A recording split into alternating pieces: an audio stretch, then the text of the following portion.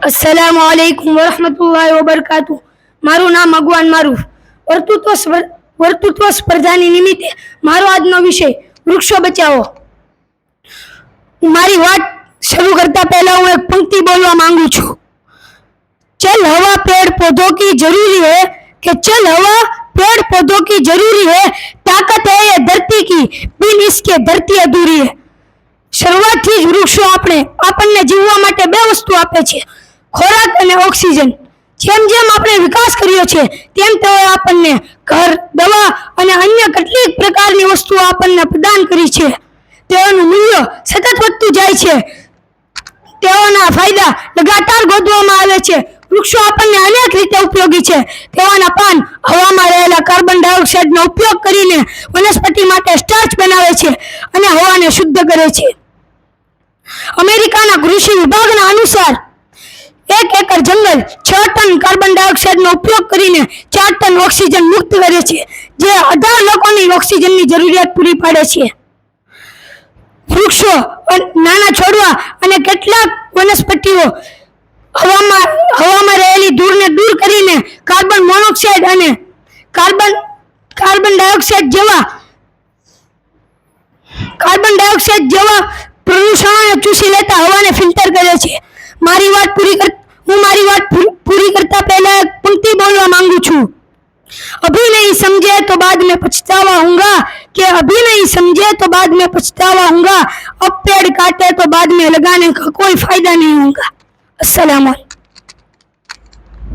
अस्सलाम वालेकुम वरहमतुल्लाहि वबरकातुह। મારું નામ અજમેરી તાહિર। આજની તારીખ 4/9/2024, આજનો વાર બુધવાર। વક્તૃત્વ સ્પર્ધા નિમિત્તે મારો આજનો વિષય વૃક્ષ બચાવો। હું મારું વાક્ય શરૂ કરતા પહેલા કાવ્ય પંક્તિ કહેવા માંગીશ कि मानव ने अपनी खुशियों को मार दिया, कि मानव ने अपनी खुशियों को मार दिया जब उसने कुल्हाड़ी से पेड़ काट दिया। વૃક્ષ એ દરેક સમુદાયનો મહત્વપૂર્ણ ભાગ છે, જે માટે મનુષ્ય શાંતિપૂર્ણ, સૌંદર્યલક્ષી અને આનંદકારક વાતાવરણ બનાવે છે। વૃક્ષો વાદળોને ઠંડા પાડે છે, તેથી વરસાદ આવે છે। વૃક્ષનું સૂકલ લાકડું બર્તન તરીકે ઉપયોગમાં લેવામાં આવે છે। વૃક્ષનું પોચું લાકડું દિવાસળીની સળીઓ બનાવવામાં કામ આવે છે।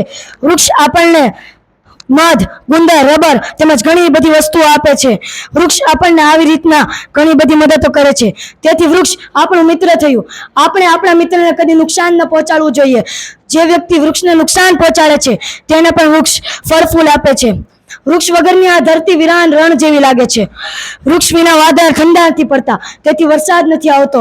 વરસાદ ના આવવાથી આ ધરતી હરીભરી નથી થતી અને આપણને પાણી નથી મળતું। એટલે આપણે વધુ વૃક્ષ વાવવા જોઈએ અને વૃક્ષ ન કાપવા જોઈએ। હું તમને એક વૃક્ષ વિશે બલિદાનનો પ્રસંગ કહેવા માંગીશ। ઘણા વર્ષ પહેલા રાજસ્થાન નજીક જોધપુર પાસે ખેજડી ગામ આવેલ છે। ગામનું નામ ખેજડી કેમ પડ્યું? કારણ કે ત્યાં ઘણા બધા ખેજડીના વૃક્ષ હતા। તે ગામના લોકો વૃક્ષના પ્રેમાળુ હતા। તે લોકો એવું માનતા હતા કે વૃક્ષ છે તો જ આપણે છીએ, વૃક્ષ વગર કશું નથી। એક દિવસ વહેલી સવારે અનિતા નામની છોકરી તેના પ્રિય વૃક્ષ પાસે જાય છે મળવા। તે ત્યાં જુએ છે કે ઘણા બધા અજાણ્યા લોકો હતા। તેના હાથમાં કુલ્હાડી હતી। અનિતા આ દ્રશ્ય જોઈને ડરી જાય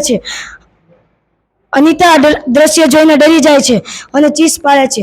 ત્યાં ગામના ઘણા બધા લોકો ભેગા થાય છે અને તે લોકો કહે છે, અમે રાજાના હુકમથી રાજાનો મહેલ બનાવવા માટે વૃક્ષ કાપવા આવ્યા છીએ। ગામના લોકો ના પાડે છે વૃક્ષ કાપવાની।